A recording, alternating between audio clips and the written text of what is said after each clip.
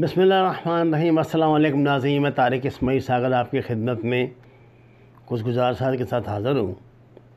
ناظرین، کل ایک بہت اہم پریس کانفرنس میں آئی جی پنجاب وزیر اطلاعات جناب فواد چودھری اور جناب معید یوسف نے بھارت کی پاکستان میں ہونے والی ماندانہ سرگرمیوں پر تفصیل سے روشنی ڈالی اور ثبوتوں اور ریکارڈنگ کے ساتھ پوری دنیا کو یہ بتایا کہ بھارت پاکستان میں کیا کچھ کر رہا ہے۔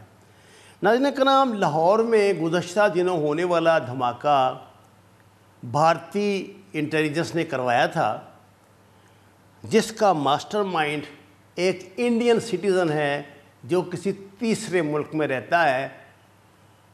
3 انڈین سٹیزنز تھے جو ان حملہ آوروں کی مدد کر رہے تھے، جو ان کے لیے پیسے فراہم کرتے تھے، جنہوں نے یہ ساری پلاننگ کی۔ پاکستان میں موجود ان کے کلپٹ ایک ایک کر کے گرفتار کر لیے گئے ہیں۔ پاکستانی کاؤنٹر انٹیلیجنس نے انتہائی برق رفتاری سے اس مشن کو کامیابی کے ساتھ مکمل کیا۔ مسٹر معید یوسف نے بتایا کہ اس دھماکے کے لیے فنڈنگ تیسرے ملک سے ہوئی اور اس کا ماسٹر مائنڈ انڈین شہری ہے جس کا تعلق راہ سے ہے۔ مالی معاونت کے ثبوت بھی پاکستان کے پاس موجود ہیں۔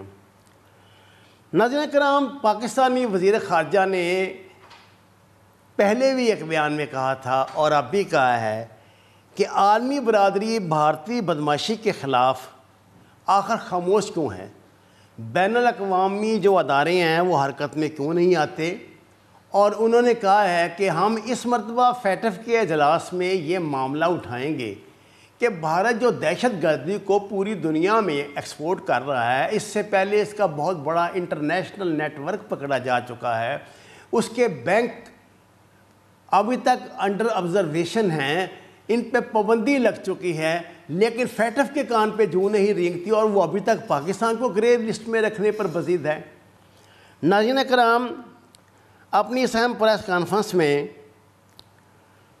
جناب فواد چودھری نے یہ بتایا کہ بھارت دہشت گردوں کا ایک بڑا نیٹ ورک ایک عرصے سے پاکستان میں چلا رہا تھا، جس کو ہم نے لاہور میں پکڑ لیا ہے۔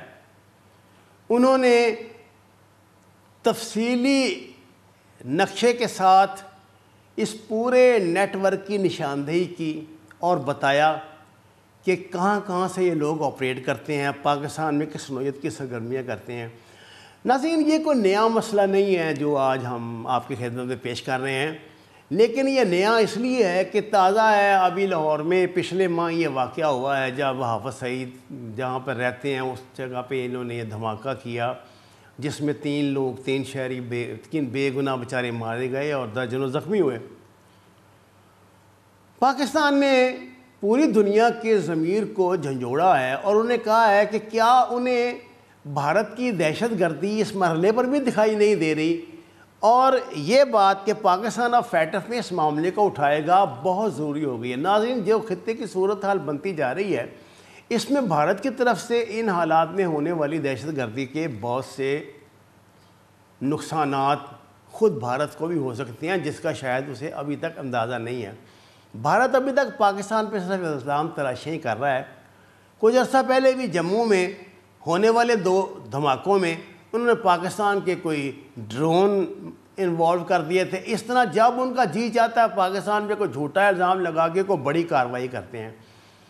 آپ اندازہ فرمائیں کہ یہ فالس فلیگ آپریشن بھی جموں کا اس سے ثابت ہوتا ہے کہ بھارت نے اپنا یہ جرم چھپانے کے لیے جو اس نے لاہور میں کیا تھا، یہ فالس فلیگ آپریشن کیا تاکہ دنیا کی توجہ بٹ کے بھارت کی طرف ہو جائے، جبکہ صورتحال اس کے برعکس ہے اور یہ سب کچھ بھارت خود کروا رہا ہے۔ بہرحال، پاکستان نے اس سے پہلے بھی دنیا کو بھارتی جو دہشت گردی ہے اس سے متعدد مرتبہ آگاہ کیا ہے، ایک مرتبہ پھر آگاہ کرے گا، اور اس کے بعد یہ دیکھا جائے گا کہ آخر اس کا رد عمل کیا آتا ہے۔ وما علینا الا البلاغ المبین۔ ناظرین کرام، درخواست ہے قرآن و نماز کو ترجمے کے ساتھ جانیے، ہمارے چینل کو سبسکرائب کریں، لائک دیں اور سچ کے سفر میں ہمارا ساتھ دیں۔ آپ کا شکریہ۔